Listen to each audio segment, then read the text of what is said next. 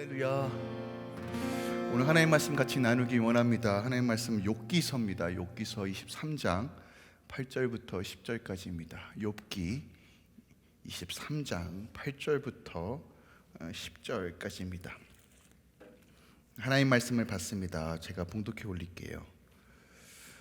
그런데 내가 앞으로 가도 그가 아니 계시고 뒤로 가도 보이지 아니하며 그가 왼쪽에서 일하시나 내가 만날 수 없고 그가 오른쪽으로 돌이키시나 뵐 수가 없구나. 그러나 내가 나의 가는 길 그가 아시나니 그가 나를 단련하신 후에 내가 순금같이 되어 나오리라. 아멘. 하나님의 말씀입니다. 우리가 잘 알고 있는 말씀이에요. 네. 원래 설교 스케줄상 저희가 마태복음을 조금 마무리하고 주기도문까지 좀 마무리하고요. 그리고 예배소서 교회가 무엇인가, 우리가 무엇인가에 대해서 좀 나누려고 했었어요. 그런데 정부 발표가 나고 저한테 여러 가지 질문들을 했습니다. 하나님께서 지금 시즌이 어떤 시즌인가, 하나님께서 원하시는 그리고 하나님께서 선포하고 싶어하는 말씀이 무엇일까에 대해서 고민을 해보았습니다. 근데 저한테 주시는 마음이 중간 점검이라는 마음을 주셨어요. 어떻게 보면 이제 끝이 보이지 않을 것 같은 이 현실, 이 코로나 사태가 어떻게 보면 이제 조금씩 끝을 향해 나아가고 있는 것처럼 보이는데 저한테 주시는 마음은 중간 점검이었어요. 아마도 왜냐하면 이렇게 캐나다만 이 세상에 존재하는 것이 아니라 전 세계가 같이 공존하고 여러 가지들이 엉켜있기 때문에 아마도 완벽하게 종식될 수 있을까라는 마음은 있지만 그래도 어느 정도 잡힐 것 같아요. 그런데 이게 올해가 아니라 내년까지도 갈 수 있다는 분석들이 하도 많기 때문에 그런 의미에서 지금까지 우리가 애써오고 힘써 왔지만 이 중간 지점에 어떻게 하나님께서 다시 한번 우리에게 힘을 내라고, 또한 어떻게 우리가 믿음으로 나아가야 되는지에 대해서 말씀을 나누기 원하신다는 마음을 받았어요. 그래서 다시 한번 이 말씀을 묵상하면서 우리가 이 고난과 시련의 때 어떻게 더 힘을 내고 어떻게 주님을 바라볼까에 대해서 한 번 더 우리가 말씀을 통해서 붙잡고 나아가는 시간 되길 원합니다. 제가 목회하면서 짧은 시간도 아니고 또 긴 시간도 아니지만 목회자로서 또 목자로서 보이는 것들이 있습니다. 어떤 거냐면 목회를 하다 보면 성도님들이 참 어려움들을 많이 듣습니다. 기도 제목도 듣고요. 그리고 수십 년 동안 또는 수개월 동안 애쓰며 하나님 매달리고 바라보는 문제들을 접합니다. 그런 거 접할 때마다 저는 기도하고 하나님의 뜻이 무엇인가, 하루빨리 이 문제가 좀 해결됐으면 좋겠다, 조금 이 문제에 대해서 조금 자유로웠으면 좋겠다는 마음으로 기도도 하지만 동시에 하나님의 뜻이 무엇일까를 늘 고민하고 기도합니다. 그런 와중에 저희가 성도님들을 지금 마주하고 보면 오늘 조금 모셨는데 너무 감사해요. 다음 주에는 다 오셔야 됩니다. 안 오시면 출석 체크할 거예요. 네, 오셔서 함께 얼굴 보면서 그랬으면 좋겠어요. 보면 정말 수개월 동안 한 문제 같아 씨름하고 기도하는데 이제 9부선까지 갔어요. 이제 10부선 이제 딱 이 선만 딱 넣으면 될 것 같은데 딱 그때 욱하고 또 승질 부리고 또 자기의 성과를 못 이겨 엎어버림으로써 그 마지막을 넘기지 못하고 다시 미끄러지시는 분들을 좀 종종 봅니다. 제가 보기에는 목자 입장에서 보면 조금만 더 인내하면 되는데, 조금만 더 힘을 내면 되는데 그걸 넘지 못하고 다시 미끄러져 가지고 하나님 왜 하나님 내 얘기를 들어주지 않아요? 하나님 왜 언제까지 인내해야 됩니까? 라고 이렇게 조금 광야 생활을 조금 많이 도시는 분들을 봅니다. 제가 왜 이 이야기를 하냐면 저는 이 코비드가 이와 같다라고 봅니다. 우리가 어떻게 보면 이 코비드라는 이 시련과 어려움을 통과하는 중에 있어요.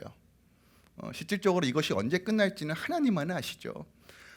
이 와중에 우리가 늘 지금까지 몇몇의 소망과 희망들이 있었잖아요. 근데 이것이 여과 없이 많은 것들이 무너지고 또 인간의 계획대로 진행되지 않는다는 것을 우리는 경험했잖아요. 일단은 정부의 발표대로 1차, 2차, 3차로 완화되지만 소망대로 좀 계획대로 진행됐으면 좋겠지만 늘 그래 왔듯이 변수들이 늘 존재하고, 마치 이 기간에 딱 이제부터 나의 사업장이 회복됐으면 좋겠어, 우리 가정이 회복됐으면 좋겠어, 우리 자녀 문제가 해결됐으면 좋겠어라고 딱 그 데드라인이 있었으면 좋겠는데, 우리는 그것을 보지 못하니까 때로는 열심히 씨름하고 달려가지만 지치고 포기하고 낙담하고 또 좌절하고, 때로는 어떤 분들은 하나님을 떠나기도 하고, 이런 과정들을 보면서 지금 우리에게 가장 필요한 것이 무엇일까에 대한 고민을 시작했습니다. 우리가요, 무엇인가 끈기 있게 기도하면서 나아가다가 결국 이것을 포기하고 좌절하는 근원가 무엇일까요? 오늘날 참 안타까운 소식을 들어요. 저도 몇몇 소식을 듣는데 특별하게 가정의 깨어짐을 가장 많이 듣는 것 같아요. 물론 우리 가정은 괜찮은데, 멀쩡한데, 그럼 할렐루야예요, 할렐루야.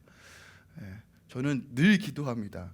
하나님, 깨어진 가정도 접착제를 바르는 것처럼 턱 하고 붙어가지고 우리는 더 이상 떨어질 수가 없어라는 그런 은혜의 감격이 부부 사이에 있길 소망합니다. 그래서 저도 부단하게 노력하고 있어요. 그래서 목회자가 제대로 돼야지. 그래서 아시죠? 저희 둘째가 나왔어요. 둘째가 나오면 생각보다 일이 많아요. 그래서 저희 아내한테 죄송해서, 제가 요즘은, 이거 자랑은 아닌데 또 자랑하면 또 우리 아내도 혼나는데, 집에 들어가면 손을 먼저 씻는 게 아니라 그릇부터 씻어요. 눈치 보여서 젖병 씻고. 근데 가끔씩 제가 너무 지쳐서 설거지를 못한 날이 있어서 이틀 전에 한 번 못했는데, 아니나 다를까 아침에 설거지가 안 돼 있더라. 그래서 얼마나 또 죄송한지, 그래서 어저께도 또 달려가지고 이렇게 했는데, 가정의 평화를 위해서 꼭 설거지를 하시기 바랍니다, 남편분들. 다시 본론으로 들어와서 깨어진 가정들, 그러니까 또한 재정적인 압박들, 왜냐면 빚과 빚을 계속 져야 되니까 이젠 하도 안 돼서 이제는 코너에 몰린 분들, 또한 이것으로 인하여 부딪힘으로 자녀들이 또 말썽을 피우고 말 안 듣고, 이런 이슈들을 점점 전 더 많이 듣습니다. 우리 할렐루야 공동체에서는 감사하게도 저한테 얘기를 안 해주시는지 모르는데, 다른 곳에서 저한테 그렇게 기도 제목이 와요. 목사님 좀 기도해 주세요. 그래서 제가 주여 하고, 저녁 기도에 들어보시면 알겠지만 그렇게 가정을 위해서 기도하는 이유가 있습니다. 실질적으로 그래서 그래요. 네, 저는 곰곰이 생각해봐서 이 본질적인 의미가 무엇일까? 코로나 때문일까? 아니요, 여러분, 본질적인 문제는요, 소망이 보이지 않아서 그래요. 모든 문제에 우리가 흔들리는 이유, 소망이 보이지 않기 때문에 그래요. 기도해도 예수가 보이지 않아서 그래요. 간구해도 막연해서 그래요. 그러면 하나님께서 지금 이 시즌에 우리에게 요구하는 건 무엇일까요? 그가 주가 산 소망인 것을 깨닫고 바라보는 믿음이 필요하다는 거예요. 우리는 그것을 지금 연습해야 되고 그것을 향해 나아가야 한다는 것이에요. 아무리 믿음이 좋아도요, 우리 안에 비전과 소망이 사라지면 그것은 힘을 발휘할 수가 없어요. 쉽게 지치고 목표가 없고 동기부여가 없는데 어떻게 나갑니까? 저희는 로봇과 AI가 아니잖아요. 사람입니다. 근데 하나님은 끊임없이 복음의 능력이 무엇이에요? 우리에게 소망, 산소망 되신 건 주님을 바라보라는 거예요. 근데 우리가 문제에 치이고 환경에 치이면 산소망 되신 주님 앞에 떡하니 막이 껴요. 문제라는 막을 껴가지고 그 문제를 걷어내서 하나님을 봐야 되는데 문제 안에 갇힌다는 거예요. 소망이 없어지니까. 내가 이 남편과 이 아내와 이 여자와 이 남자랑 사는데 소망이 안 보이면 어떻게 돼요? 갈라지는 거고요. 내 자녀를 보면서 소망이 안 보여? 그러면 포기하고 싶은 거예요. 결정적으로 소망인 거예요. 비전과 소망. 지금은 이 비전과 소망이 상실된 시대에 살고 있고, 또한 사단 마귀는 우리의 눈과 귀를 가려서 산소망 대신 예수를 바라보지 못하게 하는 거예요. 주님께서 그런 마음을 주시더라고요. 다시 한번 소망 대신 주님을 바라보라, 이 말씀을 전해라 라고 하면서 이 말씀을 저한테 주시더라고요. 베드로전서 1장 7절 말씀 좀 기억하기 원합니다. 베드로전서 1장 7절 말씀에 이렇게 선포해요. 너의 믿음의 확실함은 불로 연단하여도 없어질 금보다 더 귀하여 예수 그리스도께서 나타나실 때 칭찬과 영광과 존귀를 얻게 할 것이다. 믿음의 확실함, 어떤 믿음입니까? 그가 산소망 되심을 확실히 붙드는 건 그 어떤 것보다 귀하다는 것이에요. 실질적으로 이 베드로가 이 말씀을 선포할 때는 목숨 걸고 예수를 믿었어야 했어요. 잡혀가는 시대, 불이익이 너무 당연한 시대, 억울함과 빼앗김이 당연한 시대, 예수를 믿음으로써 내 가족과 내 딸과 내 아들이 잡혀가 죽임을 당하는 것을 실질적으로 보는 시대, 그 시대에 베드로가 뭐라고 얘기합니까? 믿음의 확실함이 가장 중요하다. 이것이 키워드다라고 우리에게 가르쳐주고 있어요. 우리의 소망이 어디 있습니까? 여러분 소망은 어디에 두고 계십니까? 진지하게 고민하시고 진지하게 물으셔야 돼요. 그리고 이 소망이 오직 예수께로 셋업되어 있지 않으면 우리는 아무리 날씨가 변하고 계절이 여름이 오고 봄이 오고 가을이 와도 여전히 우리의 마음은 겨울과 같다는 것이에요. 혹독한 겨울. 오늘 이 아침에 다시 한번 예수가 산소망 되심을 바라보며 회복되어지는 시간 되기 원합니다. 주님을 붙드는 것만이 길입니다. 다른 방법이 없습니다. 상황과 환경을 주시하고 해결하려고 하기 전에 우리 주 예수를 바라보며 나아가는 시간 되기 원합니다. 오늘 그래서 이 말씀을 조금 준비했어요. 오늘 본문 말씀 8절과 9절을 보면 욥이 한탄으로부터 시작돼요. 제가 읽어드릴게요. 8절인데 그런데 내가 앞으로 가도 그가 아니 계시고 뒤로 가도 보이지 아니하며 그가 왼쪽에서 일하시나 내가 만날 수 없고 그가 오른쪽으로 돌이키시나 뵐 수가 없구나라고 말해요. 욥은 동방의 의인이었어요. 그 당시 가장 의인 중의 의인, 하나님을 경외하고 두렵고 떨림으로 섬기던 자였어요. 누구보다도 믿음의 사람이었어요. 그런데 알고 있으시지만 욥의 스토리를 아시죠?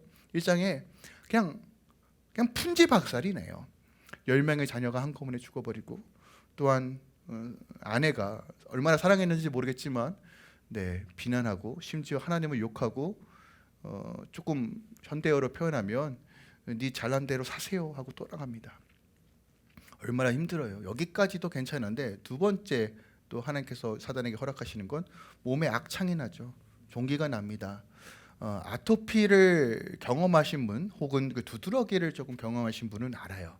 저도 예전에 좀 면역성이 떨어졌을 때 좀 있어놨었는데 막 오돌도돌한 게 일어나는데 차라리 그런 거 있잖아요. 긁어서 피가 나는 게 더 행복해요. 이 표현이 맞는 것 같아요. 몸이 막 상처가 나고 해도 긁지 않으면 괴로운 수준. 근데 이 수준이 아니라 돌멩이 기와장을 갖고 몸을 긁어야지만 견딜 수 있는 수준. 얼마나 죽고 싶었을까요? 실질적으로요. 욥기서를 읽어보면 자신이 태어난 날을 저주하며 차라리 죽는 게 낫다라는 표현을 합니다. 나 어떻게 보면 너무 당연한 거죠. 야, 이유도 모르는 지금 고난과 어려움 가운데 지금 고통당하고 있어요. 사는 게 아닌 이 때. 그래도 욥기 23장에 보면 전반부에 보면 그래도 욥은 어떤 믿음이냐면 하나님께서 나를 회복하여 주실 거야. 선하게 인도하여 주실 것이라는 것을 믿음으로 고백해요. 어마어마하죠. 근데 욥에게 가장 큰 어려움은 뭐였냐면 바로 8절과 9절에 나와 있는 말씀이에요. 힘들고 어려워도 하나님의 음성을 들으면 견딜 수 있어요. 믿음의 사람들은요. 맞죠? 힘들고 어려워도 소망 되신 주님이 보이면 그래 일어날 수 있어. 성령께서 주시는 마음 붙들고 나가면 되는 거예요. 근데 욥기에 보니까요. 오늘 보니까 하나님이 아예 침묵하세요. 영적으로 아예 막힌 상태라는 거예요. 자, 그렇다면 어떤 의심이 들까요? 하나님이 날 버렸거나 하나님은 애시당초 존재하지 않는구나 하는 생각까지도 들 수 있어요. 진짜. 실질적으로 그럴 수 있을 것 같아요. 마치 암흑가에 있는 것처럼 아무도 없는 것 같은 상황 가운데 내가 가도 그가 없고 내가 뒤로 가도 보이지 않고 우로 돌려도 없고 좌로 돌려도 없고 아무리 주위를 돌려봐도 안 보이는 거예요. 욥은 하나님과 교통하고 같이 동행했던 자예요. 하나님의 음성이 뭔지도 알고요. 하나님과 함께 걸어가는 삶이 무엇인지를 너무 잘 알고 있는 인물이에요. 영적으로 눈이 보였던 인물이었다고요. 그런데 그가 지금 하나님을 전혀 경험하지 못하고 누리지 못해요. 힘든 거예요. 우리가 이러한 때가 지나갈 때가 있어요. 특별하게 좀 코로나가 비슷한 것 같아요. 기도해도 부르짖어도 대답 없는 하나님, 자신의 극한의 고통과 실현 고통 속에서 여전히 침묵하시는 하나님, 하나님 지금 이 문제가 좀 해결됐으면 좋겠는데 왜 안 돼요? 심지어 여러분 말씀에 순종하여 하나님, 내가 저 사람을 사랑하겠습니다, 용서하겠습니다. 사랑과 전쟁은 늘 가정 안에서 일어나죠. 하나님, 내가 아내를 사랑하겠습니다, 용서하겠습니다. 그런데 잘 안 되잖아요. 나는 넓은 마음으로 갔는데 저쪽에서 창을 들고 오면 어떡해요? 또 방어해야 되니까. 왜 방어하냐고. 이런 일들. 또 자녀는 어떤가요? 전쟁 같죠. 저희 딸이 이젠 할렐루야가 돼버렸어요. 분명히 듣는 걸 알거든요. 귀가 움직여요. 제가 뭐 할 때 귀가 움직이고 들어요. 그런데 모른 척해요. 와, 이 진짜 여호와의 불이 막 불이 올라오는데요. 특히 그죠? 다 물어보니까 그때가 있대요. 알죠. 머리로는 아는데 여기가 안 돼요. 그래서 저 금요일 날 여기서 아이를 야단쳤더니 여기 예배자 학교 한 선생님께서 목사님 그러시지 마시라고 말리시더라고요. 그래서 내가 또 깨져야 되는구나 하면서 느껴요. 그러니까 의지적으로 안 되는 것들 있잖아요. 힘들어요. 더 이상 길이 없구나, 내 힘으로 할 수 없구나, 좌절 가운데 우리는 이것이 장기화되면서 여러 가지들로 일어나는 것 같아요. 오랜 시간 동안 질병 때문에 씨름하신 분도 계시고, 건강의 문제 또한 관계 문제 때문에 여전히 고통 가운데, 또한 어머니와 시어머니와 부부간의 고부간의 갈등, 여러 가지들로 우리는 수만 가지들 엉켜 있습니다. 하나님은 욥기를 통해서 우리에게 무엇을 말씀하고 계실까요? 또한 이 사태를 통해서 하나님께서 무엇을 말씀하고 계실까요? 욥기에서 우리가 분명하게 봐야 되는 건 이거예요. 그렇게 친밀하게 욥과 하나님이 함께 공존하고 걸어갔었는데 하나님께서 침묵하신다. 이 장면은 역설적으로 어떤 의미를 가지고 있냐면, 이제 하나님께서 말씀하실 때가 가까이 왔다는 걸 보여주고 있는 대목이에요. 여러분, 고난과 어려움의 그 순간 보이지 않는 하나님, 그때가 이제 하나님께서 더 가까이 오실 때라는 사실을 기억하시길 바랍니다. 태풍의 눈 가운데가 가장 고요한 것처럼 하나님께서 가까이 오실 때가 지금이라는 것을 우리는 좀 기억했으면 합니다. 여러분, 어렵고 힘든 거 압니다. 그러나 이때 하나님께서 우리를 만지시고 회복하여 주실 것입니다. 이것을 알기에 오늘 욥이 믿음으로 고백하는 것이에요. 오늘 본문 10절 말씀입니다. But 그러나로 시작해요. 우리가 하소연할 수 있잖아요. 이렇게 사람인데 어떻게 거룩한 척하고 의인을 그 믿음인 척합니까? 안 돼요. 몸이 그렇게 깨어지고 이유도 모르게 고통받고 있는 그 순간에 우리 안에 어려움이 토해낼 수 있어요. 그러나 우리에게 중요한 건 이 그러나 신앙이에요. 상황이 어그러지고 해결점 전혀 보이지 않고 답이 보이지 않아도 그러나 내가 어떻게 하나님을 바라볼 것인가가 오늘 본문에 기록되어 있어요. 첫 번째로 우리가 이렇게 좀 고백했으면 좋겠어요. 하나님이 나의 삶을 아신다예요. 우리 함께 믿음으로 고백해 볼까요? 하나님이 나의 삶을 아신다예요. 자, 옆집 아저씨가 아는 게 중요한 게 아니고, 우리 아들 딸이 아는 게 중요한 게 아니고, 내 남편과 아내가 아는 것이, 물론 그것도 중요해요. 맞아, 중요하죠. 내가 누구에게 긍휼히 여기는 것 굉장히 중요합니다. 그러나 기억하세요. 문제를 해결하시는 전능자가 아시는 게 가장 중요해요. 오늘 하나님께서 나의 가는 길을 아신대요. 가는 길이에요. 여기서 길은 테레크라는 단어예요. 우리의 삶의 방식, 우리의 삶의 양식, 살아온 길, 걸어갈 길, 앞으로 올 길, 이것을 누가 인도한다고요? 하나님이 아시고 인도한다는 거예요. 이 말은 그가 나의 삶을 책임져 주신다는 거예요. 욥이 이렇게 고백하는 거예요. 나 10명의 자녀가 죽었고 모든 재산이 하루아침에 풍지박살이 나고 아내는 떠나갔고 친구들은 나를 비난하고 조롱합니다. 머리부터 발끝까지 피부병으로 아주 아작이 나 있는 상태. 살아도 살 것 같지 않은 이 시즌에 나는 압니다. 지금 내가 이해가 되지 않고 문제가 풀리는 것 같지 않아도 하나님이 나의 길을 인도하신다라는 거예요. 자, 이때가 언제라고요? 하나님이 보이지 않을 때예요. 이때가 언제라고요? 하나님이 느껴지지 않을 때예요. 이때가 언제라고요? 가장 밑바닥의 최악의 순간이에요. 근데 욥이 고백해요. 하나님께서 내 삶을 아신다예요. 욥의 소망이 무엇이에요? 하나님의 선하심이에요. 그럼 우리의 소망은 어디에 있어야 돼요? 그가 내 삶을 아신다는 거예요. 다른 거 없어요, 여러분. 다른 사람에게 인정받고 다른 사람들에게 뭔가 보여주기 위한 삶이 아니라 하나님이 나를 아신다는 그 삶이 중요해요. 부부 사이에서 우리가 왜 갈등합니까? 저 사람이 나를 알아주지 않네? 저 사람이 나를 인정해주지 않네? 여기서부터 오는 갈등이 대부분이지 않아요? 나는 이렇게 애쓰는데 저 인간은 나를 몰라주네? 여기서부터 트러블이 생기잖아요. 자녀는 어떤가요? 내 아들, 딸이 내 마음을 몰라주네? 다 너희들을 위한 건데 잔소리로 알아듣네? 이거잖아요. 근데 오늘 본문이 뭘 가르쳐줘요? 하나님이 아신다는 거예요. 여기서부터 우리는 모든 것이 시작되어야 해요. 하나님이 나의 삶을 책임지시고 나의 삶을 아심으로 우리가 소망할 수 있다라는 진리를 선포하는 것이에요.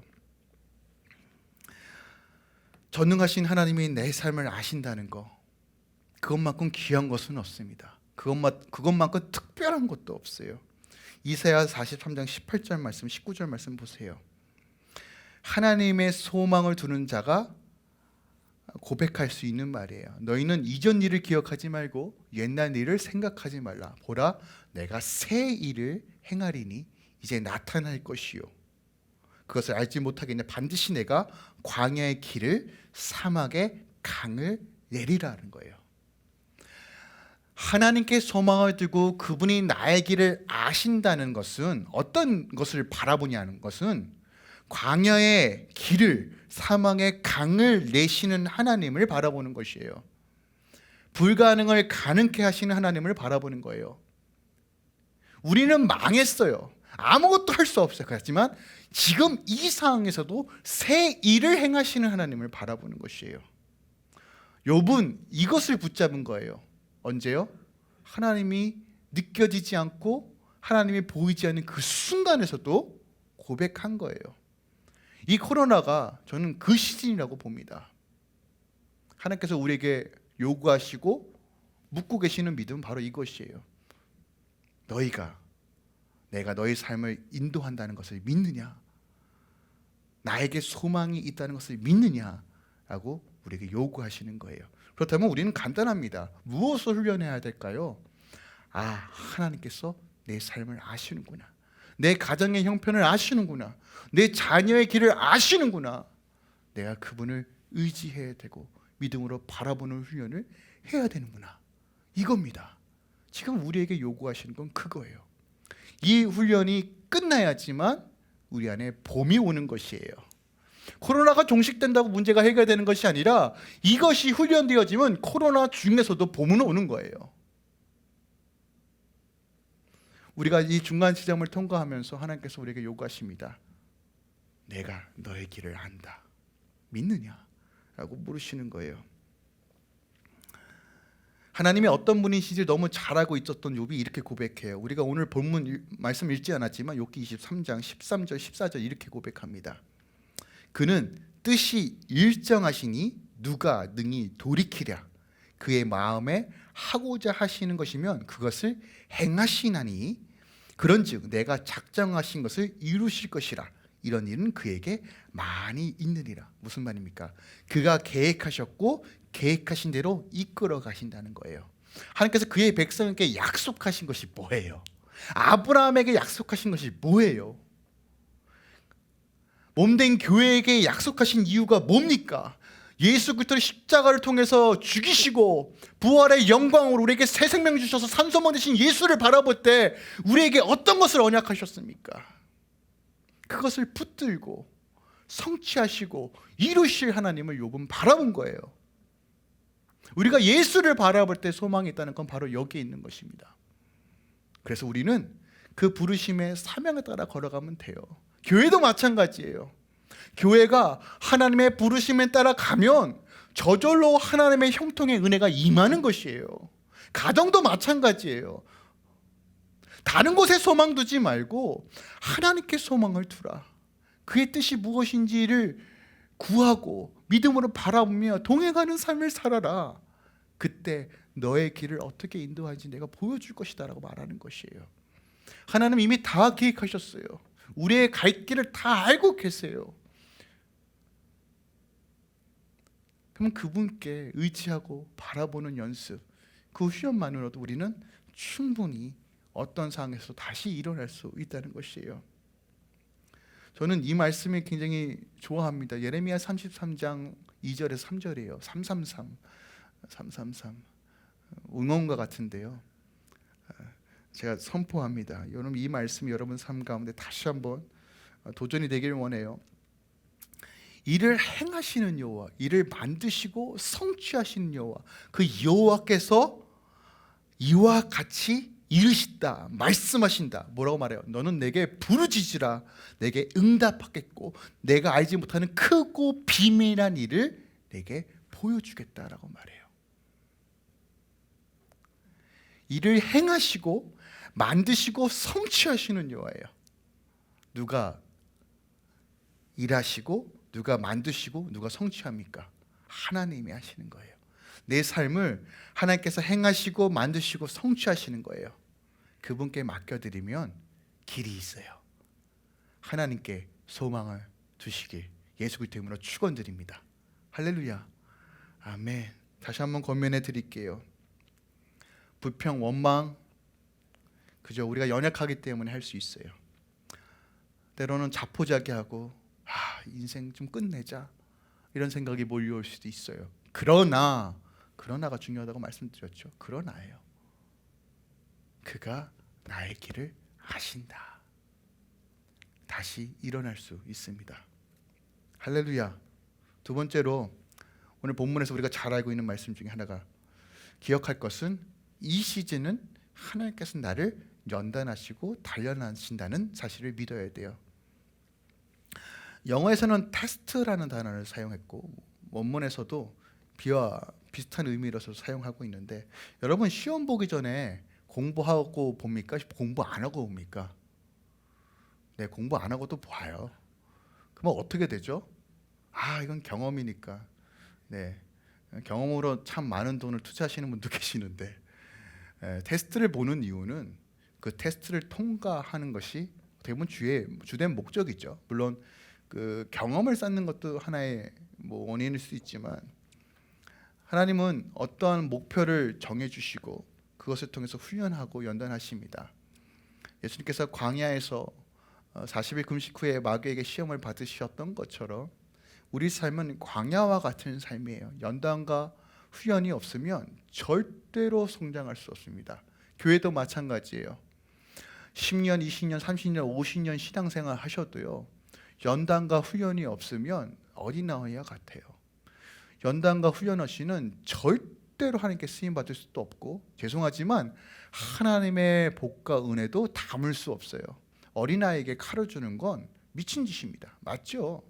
하나님의 복과 은혜는 훈련되어진 깨끗한 질그릇, 주님과 동행하고 그 복을 팔복을 통과하는 자들에게 주어지는 은혜예요.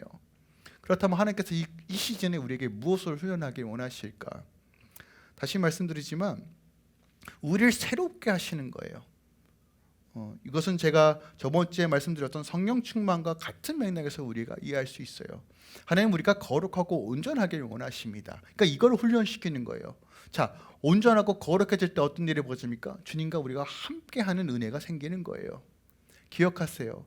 지금 훈련과 어려움이 어렵다, 힘들다, 버겁다. 특별하게 여러분 할렐루야 교회 오면 무슨 목사님 지치지도 않네. 지치죠. 제가 왜 안 지쳐요? 지쳐요. 그런데 할 때마다 막 기쁨과 감격이. 그러니까 좀 제가 영적인 좀 변화를 좀 말씀드릴게요. 작년 같은 경우는 최근까지 조금 제 의와 제 힘을 좀 빼기 위해서 많이 했어요. 그래서 고래고래 소리도 지르고. 왜냐면 제가 의가 강한 인물이라 그래요. 그리고 제가 말씀드렸죠. 5법과 6법을 좀 통과해야 된다고. 그래서 국류를 읽고 하나님의 얼굴을 보기 위해서 지금 통과하는 과정이라고. 그래서 막 했는데 요즘은 되게 감사하게도 제가 예배자에 쓰고 예배를 인도하면 제 안에 막 웃음이 나와요. 하나님께서 막 기쁨을 주시고 희락을 주세요. 그러니까 풀어지는 과정 중에 있는 것 같아요. 하나님께서 궁극적인 기쁨과 은혜가 몸된 교회에 충만하길 원합니다. 맨날 그 찌그리고 없어 이거 저것만 보면 막 우울하고 이러고 어떻게 삽니까?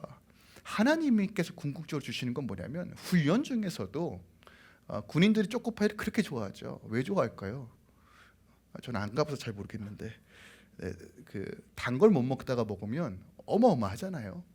하나님은요 매만 드시는 분 아니고요 훈련만 하시는 분 아닙니다. 그 가운데 주시는 기쁨과 감격도 주세요. 할렐루야 교회는 그런 교회가 될 것입니다. 여러분 연단을 즐겨하시고 이 연단의 법칙을 이해하셔야 돼요. 이스라엘 백성들이 광야 생활 40년 동안 왜 훈련했을까요? 자, 애굽에서 그들이 보고 경험했던 건 400년 동안 보고 경험했던 건 우상단지, 다신, 세상의 문화에 쪄들어 있었어요.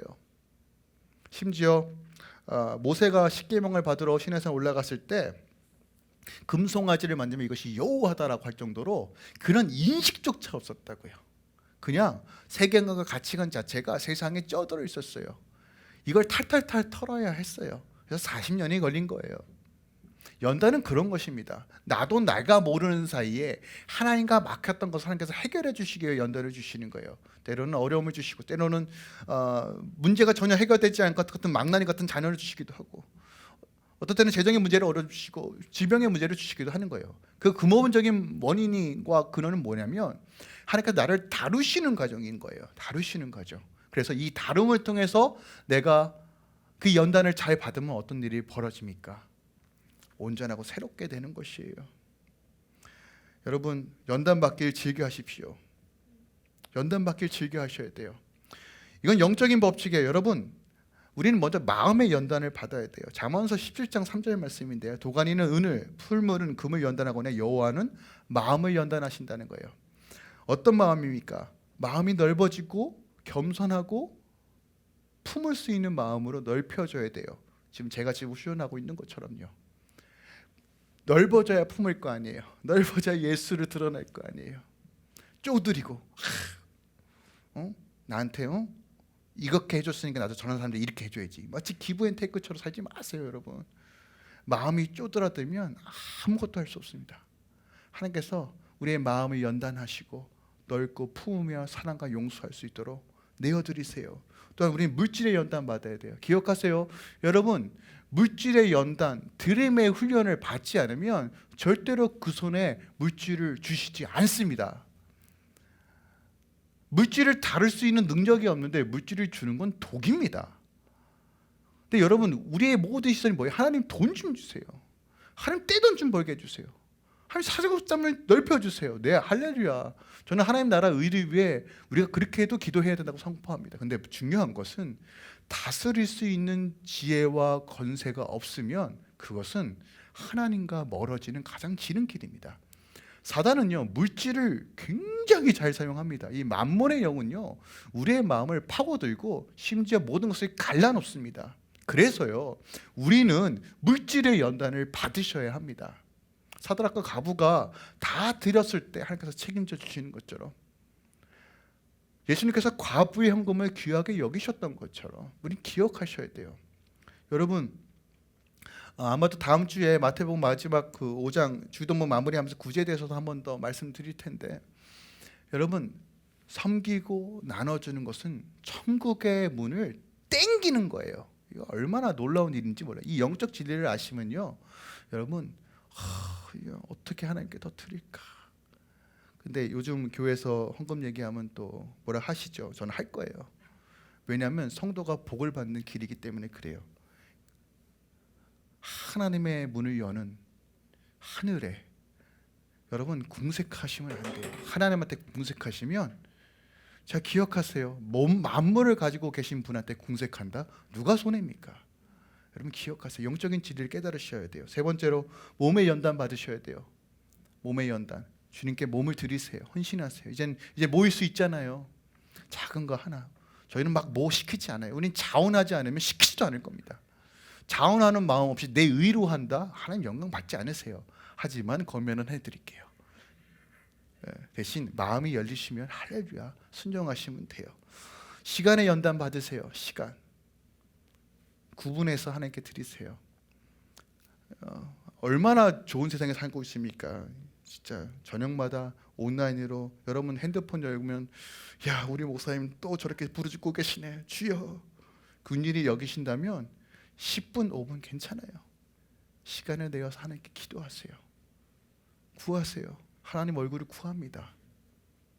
그리고 하나님께서 우리의 중심을 보시고 연단하시고 훈련하실 때 어떤 결과 나옵니까? 오늘 본문에서 우리가 잘하고 있죠. 순금과 같이, 저번 주 성령 충만과 같은 맥락이에요. 온전함과 거룩함으로.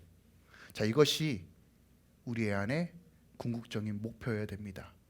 온전하고 거룩해질 때 교회는 능력이 생기고 성도는 능력이 생기고 이 땅 가운데 빛과 소금의 역할을 감당하며 믿음으로 세상을 다스리는 것이에요. 하나님은 겸손한 자를 사주시고 거룩하고 순결하고 온전한 자를 사용하십니다. 우리 다음 세대들이 순결하게 순고와 같이 나오기를 선포합니다. 연단 받았을 때 우리는 사람이 바뀌는 거예요. 여러분 요셉을 보세요. 자기를 내어드렸던 형제들을 창세기 마지막 45장에 보면 용서하고 품는 장면이 나옵니다. 이건 하루아침에 되는 게 아니에요. 다윗도 10년을 연단 받았어요. 여러분 연단 받길 즐겨하시고 이를 통해서 이루실 하나님을 바라본다면 우리는 다시 일어날 수 있습니다. 다시 소망하며 주님 바라보길 예수 그리스도의 이름으로 부탁드립니다. 우리가 주님 붙들 때 다시 새로워질 수 있습니다. 오늘 본문 말씀 11절 12절 말씀으로 마무리 좀 하려고 합니다. 11절 이렇게 선포해요. 내 발이 그의 걸음을 바로 따랐으며 내가 그의 길을 지켜 치우치지 아니하였고 내가 그의 입술의 명령을 어기지 아니하고 정한 음식보다 그의 입의 말씀을 귀히 여겼도다라고 하는 거예요. 자, 삶의 spiritual formation, 영적인 삶이 어떻게 살아왔는지를 욥이 뭐라고 고백하냐면 내가 하나님과 걸음을 맞췄다는 거예요. 11절 무슨 말인가? 동행했다는 거예요. 앞서가지도 않고 뒤따라가지도 않고 나는 늘 하나님과 동행했다. 다른 말로 경외했다. 하나님을 사랑했다. 근데 그 사랑하는 방식이 뭐라고요? 그의 입술의 명령을 어기지 않고 주의 뜻을 따라 나아갔다는 것이에요. 여러분 이런 도전이 있길 원합니다. 말씀을 붙잡고 성령의 능력으로 걸어가며 주님께 더 가까이 가는 삶을 사시기 바랍니다. 하나님께서 여러분의 삶 가운데 소망으로 가득 차서 그 소망 되신 주님으로 다시 한번 풍성하게 새롭게 하실 것입니다. 할렐루야. 아멘.